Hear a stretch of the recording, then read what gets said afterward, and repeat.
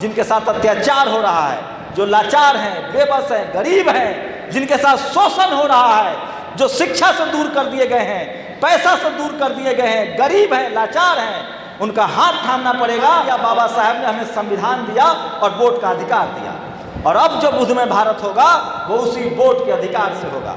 पेशवा उसने गुलाम बना दिया, हांडी और झाड़ू लटका दिए, हमें शूद्र और अछूत बना दिया। जिस देश का राजा सिलवान होगा, चरित्रवान होगा, वो देश खुद चरित्रवान होगा, सिलवान होगा। और हमारा बुद्ध विहार धरती के नीचे मिलता है, और लोग आज नए नए अपने मकान बनाते हैं, नए नए अपने मंदिर बनाते हैं और लिखते हैं प्राचीन मंदिर। जहाँ महिलाओं को हक था, जहाँ सबको बराबरी का हक था, घर में दरवाजे नहीं लगते थे, और बुद्ध में भारत जो था वो अंधविश्वास, कर्मकांड, ठग, चोरी से दूर था। अपने ही धरती पर, अपने ही देश में बुद्धिज्म कैसे खत्म हुआ? खत्म हुआ नहीं, एक बड़ी कॉन्स्पिरेसी हुई और इसको खत्म कर दिया गया। इस देश में पैदा होने वाला हर नागरिक जो है वो पूरी तरह से राष्ट्रवादी है, और हम सबका देश है ये, और सभी धर्म, सभी मजहब, सभी जाति, सभी संप्रदाय के लोगों का देश है, और हर नागरिक इस देश का राष्ट्रवादी है।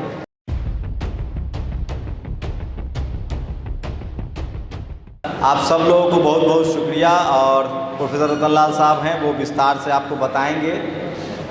और मुझे अच्छा लगता है, मैं इस तरह के कार्यक्रम में आना बहुत तकलीफ़देह होता है, आपको ट्रैवल करना होता है, लेकिन मैं समझने की कोशिश करता हूं कि आखिर जो हम लोग दिल्ली में बोल रहे हैं, समझ रहे हैं, वो गांव तक पहुंच रहा है कि नहीं, और देश के सभी गांवों में पहुंच रहा है कि नहीं। तो आज अशोका विजयदशमी है, सम्राट अशोक की विजयदशमी है, इसकी सब लोगों को बहुत बहुत बधाई।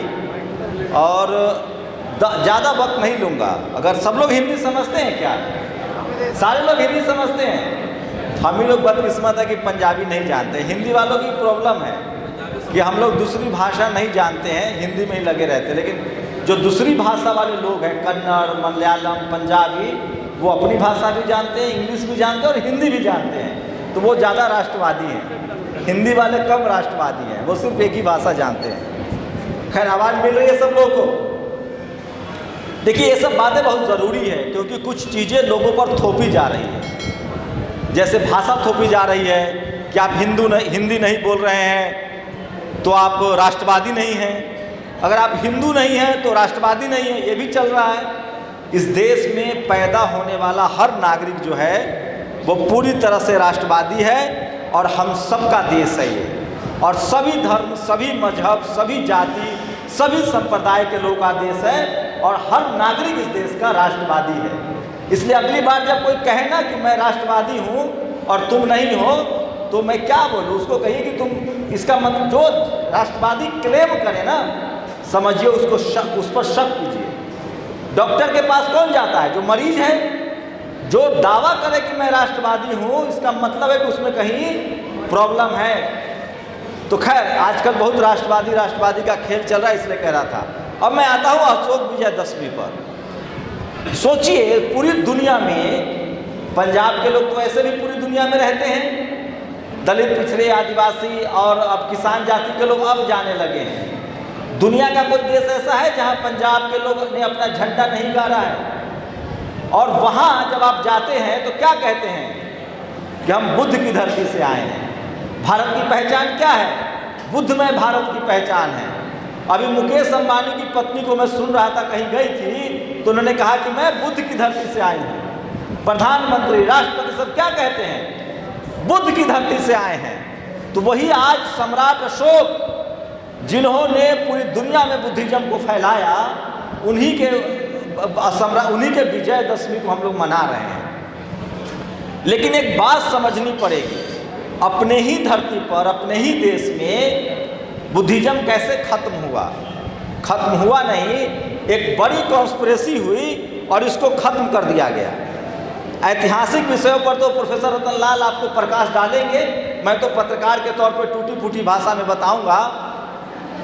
भारत बुद्ध में भारत था, हम सब बुद्धिस्ट हैं, बुद्ध में थे। एक बड़ी चोरी हुई। पहले मैं बताता हूं कि बुद्ध में था तो क्या था। जब भारत बुद्ध में था तो कर्मकांड नहीं था, अंधविश्वास नहीं था, घरों में ताले नहीं लगते थे, चोरी नहीं होती थी, लोग हेल्थ को लेकर बहुत मतलब सजग थे। बुद्ध ने कहा था कि 3 चीज़ें जीवन में बहुत ज़रूरी है। First priority is health, second priority is relationship और थर्ड प्रायोरिटी इज वेल्थ। मतलब पहला मानव होना, अच्छा मानव होना, रिश्ते अच्छा रखना। दूसरा अपना स्वास्थ्य अच्छा रखो, धन संपत्ति। और ये भारत था। भारत सोने की चिड़िया थी, भारत विश्व गुरु था, ज्ञान का केंद्र था। हमारे पास तक्षशिला, नालंदा, विक्रमशिला जैसी यूनिवर्सिटियां थी। घरों में ताले नहीं लगते थे।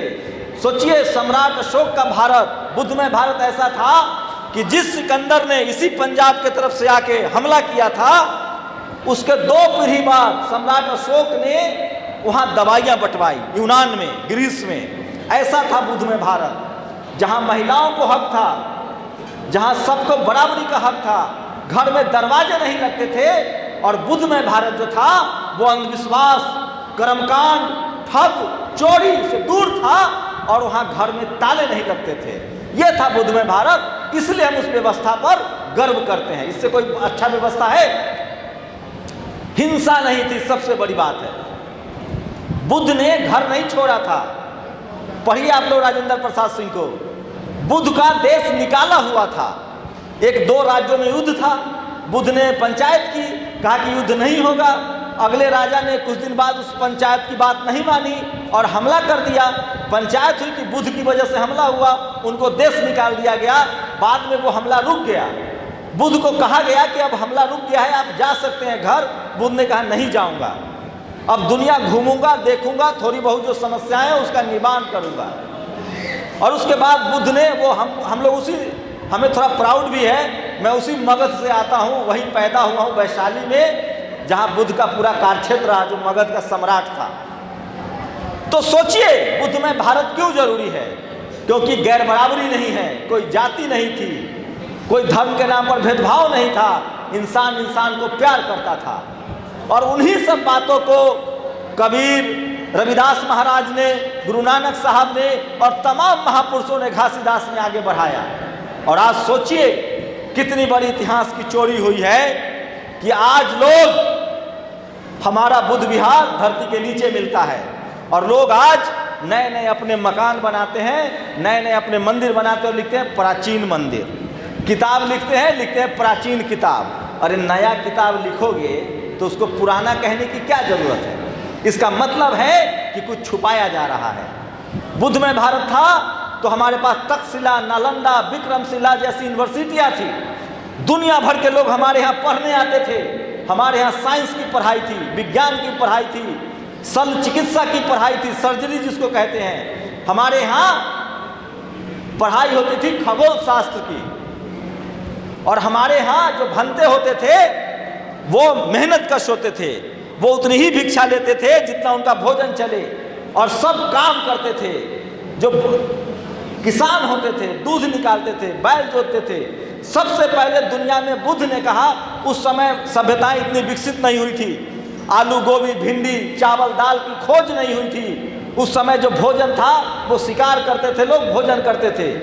बाद में जब सभ्यताएं विकसित हुई, हम लोग महलों में रहते थे, हमारे बाप दादा झोपड़ी में नहीं रहते थे। जब बुद्धमय भारत था तो हमारे पास बाथरूम था, हमारे पास टॉयलेट था। जब बुद्धमय भारत था तो हमारे पास शानदार रहने के घर थे, बिजनेस था, हम अमीर थे, हम सुखी थे, संपन्न थे। और सुखी संपन्न होने के बावजूद हम लोग कर्तव्यनिष्ठ थे, हम लोग शीलवान थे। बुद्ध ने जो पंचशील का सिद्धांत दिया, उन्होंने कभी किसी राजा को ज्ञान दिया, प्रजा के पास नहीं जाते थे। जिस देश का राजा शीलवान होगा, चरित्रवान होगा, वो देश खुद चरित्रवान होगा, शीलवान होगा।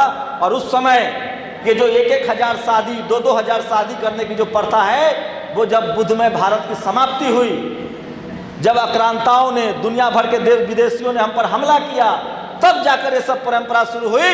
नहीं तो बुद्ध के समय जब बुद्धमय भारत था तो यहाँ का राजा उत्तरदायित्व होता था जनता के प्रति, आचरणशील होता था और उसको अपने जीवन में शीलवान होना होता था, चरित्रवान होना पड़ता था। इसलिए हम लोग को गर्व है कि हम लोग बुद्धमय भारत के हिस्सा हैं। पूरी दुनिया में जब सभ्यताएं नहीं विकास कर रही थी, 3 ही सभ्यताएं थी, हड़प्पा, मोहनजोदड़ो और मेसोपोटामिया। उस समय भारत की सभ्यता अमीरों की सभ्यता थी, व्यापारियों की सभ्यता थी, अमीरी थी, खुशहाली थी, और इन सब के बाद भेदभाव नहीं था, भाईचारा था, घरों में ताले नहीं लगते थे। फिर क्या हुआ? आए कुछ लोग, धोखा दिया, कब्जा कर लिया, और क्या किया? जातियां बना दी, धर्म के नाम पर, जाति के नाम पर भेदभाव शुरू कर दिया, महिला पुरुष के नाम पर भेदभाव शुरू कर दिया, और ये चल रहा है 2000 सालों से। हम लोग उसको भोग रहे हैं, झेल रहे हैं। लेकिन 1956 में, 14 अक्टूबर 1956 में डॉक्टर अंबेडकर, बाबा साहेब ने कबीर साहब की, संत शिरोमणि रविदास महाराज की और पेरियार साहब की, फूले साहब की लड़ाई को आगे बढ़ाया, और उन्होंने कहा कि हमको फिर से बुद्धमय भारत होना पड़ेगा। और आज जरूरी इसलिए है बुद्धमय भारत की कि आज इस देश के 90% लोगों को भेदभाव का शिकार होना पड़ रहा है। आप, हमारे पास हाथी था, आज क्या है उस पर भी बात करनी पड़ेगी। जब बुद्धमय भारत था तो मैंने बताया क्या है, लेकिन उसके बाद क्या हुआ? उसके बाद इस देश के मूल निवासियों को, इस देश के 90% लोगों को जाति के नाम पर गुलाम बना लिया गया। कोई राजा आया ऐसा, पेशवा, उसने गुलाम बना दिया, हांडी और झाड़ू लटका दिए, हमें शूद्र और अछूत बना दिया। इसका फिर उद्धार किया बाबा साहेब ने, हमें संविधान दिया और वोट का अधिकार दिया। और अब जो बुद्धमय भारत होगा वो उसी वोट के अधिकार से होगा। इसलिए आप सबको अब सजग रहना पड़ेगा। अब कोई सम्राट अशोक नहीं आएंगे, अब कोई बुद्ध नहीं आएंगे, कोई डॉक्टर अंबेडकर नहीं आएंगे, फूले नहीं आएंगे, पेरियार नहीं आएंगे, कोई कबीर नहीं आएंगे। अब आप ही सब में से किसी को फूले, पेरियार, अंबेडकर, बाबा साहेब के विचारों को लेकर आगे बढ़ना पड़ेगा। और ये लड़ाई आपकी लड़ाई है, आपके नस्लों की लड़ाई है। और यकीन मानिए, अब जो स्थिति है इस देश में संविधान लागू होने के बाद, अब कोई मजदूर, दलित, पिछड़ा, आदिवासी जो गरीब है, रिक्शा चला रहा है, भूखा है, नंगा है, उसके साथ कोई ज्यादती नहीं करेगा। आप ड्राइवर बन जाइए, आप सब्जी बेचिए, ठेला चलाइए, मजदूरी कीजिए, हो सकता है वो आपके साथ अच्छा व्यवहार करे।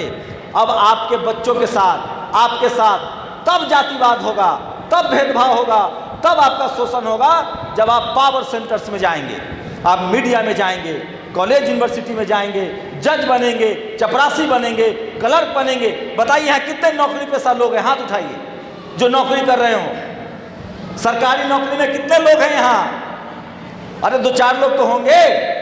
अपने सीने पर हाथ रख के बताओ, क्या आप सम्मान से नौकरी कर पा रहे हो?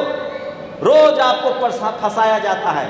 इस देश के SC, ST, OBC और किसानों को रोज कभी CBI, कभी इनकम टैक्स, कभी विजिलेंस, तमाम तरह की धमकी। वो आरक्षण से नौकरी मिल जाता है आसानी से, आप नौकरी कर नहीं पा रहे हैं सम्मान से। क्यों? जातिवाद आपका पीछा नहीं छोड़ रहा है। अब जो जातिवाद के शिकार है वो अमीर लोग हैं, जो बिजनेसमैन बनना चाह रहा है, जो विदेश जाना चाह रहा है, जो डॉक्टर, इंजीनियर, कलेक्टर, बिजनेसमैन बनना चाह रहा है, उसकी जाति देखी जाती है और आपके साथ परेशानी पैदा किया जाता है। और इन सब का एक ही रास्ता है कि आपको अपना नेता सड़क का चुनना पड़ेगा, एकजुट होकर वोट का अधिकार समझना पड़ेगा। और वोट के अधिकार से अगर आप नहीं सत्ता में भागीदारी करेंगे तो माफ कीजिएगा, अब बुद्ध भी नहीं आएंगे, क्योंकि बुद्ध ने खुद कहा है कि मैं मार्ग बता सकता हूं, मैं तुम्हें चल के नहीं दिखा सकता हूं, मार्ग बता रहा हूं, चलना तुम्हें पड़ेगा। बुद्ध एक इंसान थे, हर आदमी पैदा हुआ है वो मरेगा, जो मर गया वो दोबारा वापस नहीं आएगा। बुद्ध ने खुद कहा है धरती पर कोई भगवान नहीं है। हम सबको अपनी जिम्मेदारी लेनी पड़ेगी, और नहीं लीजिएगा तो जलालत, लाचारी, बेबसी और अत्याचार सहने के लिए तैयार रहिए। जिस दिन हर इंसान, बहुजन समाज खासकर, जो शोषित है, पीड़ित है, वंचित है, वो बुद्ध की तरह, फूले की तरह, पेरियार की तरह, बाबा साहेब की तरह, तमाम ऐसे महापुरुष हैं, बहुत सारे पंजाब से भी होंगे, मैं नाम नहीं जानता हूँ। अगर आपने उनके तरह चलना नहीं शुरू किया, अपने हक अधिकार की लड़ाई नहीं शुरू की, तो मैं जानता हूँ इस देश के 90% जिनको बाबा साहब ने SC, ST, OBC या किसान कहा है, उनकी हालत क्या है? उनके पास घर नहीं है, खाना नहीं है, गाड़ी नहीं है, बिजनेस नहीं है, शहर में जमीन नहीं है, हाईकोर्ट सुप्रीम कोर्ट में जज नहीं है, मीडिया नहीं है, जुडिशियरी नहीं है, और आपको ठगने के लिए आपके जाति का एक नेता खड़ा कर दिया जाता है और आप खुश हो जाते हैं। अब आप मान लीजिए संपत्ति बहुत कम है, इस देश के 90% संसाधन पैसा संपत्ति पर 10% लोगों का कब्जा है, और वो कब्जा छूटेगा नहीं जब तक आप सत्ता में नहीं आएंगे। और जब तक 90% लोग एकजुट नहीं होंगे, वोट की ताकत से अपनी सरकार नहीं बनाएंगे, आप लाचार बेबस गरीब बने रहेंगे। इसी तरह से हम लोग बैठेंगे, कुछ नहीं होगा जब तक हम सब अपनी अपनी लड़ाई शुरू नहीं करेंगे। और हम सब की जिम्मेदारी है कि उन लोगों का जिनके साथ अत्याचार हो रहा है, जो लाचार हैं, बेबस हैं, गरीब हैं, जिनके साथ शोषण हो रहा है, जो शिक्षा से दूर कर दिए गए हैं, पैसा से दूर कर दिए गए हैं, गरीब हैं, लाचार हैं, उनका हाथ थामना पड़ेगा। और नहीं थामिएगा तो आज आपको लगता है कि हमारे सर पर कपड़ा है, आज हम नौकरी में हैं, कल आपकी बारी आएगी। इसलिए अभी वक्त है, बाबा साहब के बताए रास्तों पर चलिए और उन लोगों का हाथ थामिए जिनके साथ अत्याचार हुआ है, तभी आप भी बच पाएंगे। इसलिए हम लोग की जिम्मेदारी है कि जिस तरह से बुद्ध ने कहा, सोचिए बुद्ध एक राजा के घर में पैदा हुए थे, अगर वो चाहते तो राजा बन जाते। कौन जानता, लुम्बिनी जानता, लुम्बिनी के राजा होते। लेकिन बुद्ध ने क्या किया, धम्मपद अपनाया। आज पूरी दुनिया जानती है, सीधा सा रास्ता है। प्रोफेसर रतनलाल हमेशा कहते हैं, अपना घर चलाओगे, अपना पेट पालोगे, अगर अमीर भी हो जाओगे तो तुम्हारा घर परिवार समाज के अलावा कोई नहीं जान पाएगा। और अगर बाबा साहब के रास्ते पर, बुद्ध के रास्ते पर चलोगे तो पूरी दुनिया आपको जानेगा। आपको तय करना है कि आपको कैसे जीना है। मैं लास्ट लाइन कहूँगा, बाबा साहब की जो लाइन है, जिंदगी बड़ी नहीं शानदार होनी चाहिए। और बुद्ध ने कहा है कि दुनिया में अगर रहना है तो अन्याय के खिलाफ खड़ा होइए। और बाबा साहब ने जो हमें संघर्ष करके, आज विजयदशमी है, अशोका विजयदशमी, बाबा साहब की जो सपना था संसद की ओर चलो, हम सब की जिम्मेदारी है कि आज सब लोग तय कीजिए। इतने लोग हैं, हर लोग, कोई हंसे, गाली दे, आपको इग्नोर करे, अपने सामाजिक, राजनीतिक और संवैधानिक हकों के लिए लोगों को समझाइए। 2 घंटा रोज निकालिए और लोगों के बीच अपनी बात को पहुंचाइए। और अंत में टीवी अखबार देखना बंद कीजिए। ये मनुवादी हैं, जातिवादी हैं, ब्राह्मणवादी हैं, ये आपके दुश्मन हैं जो आपके अधिकारों के खिलाफ है। शुक्रिया।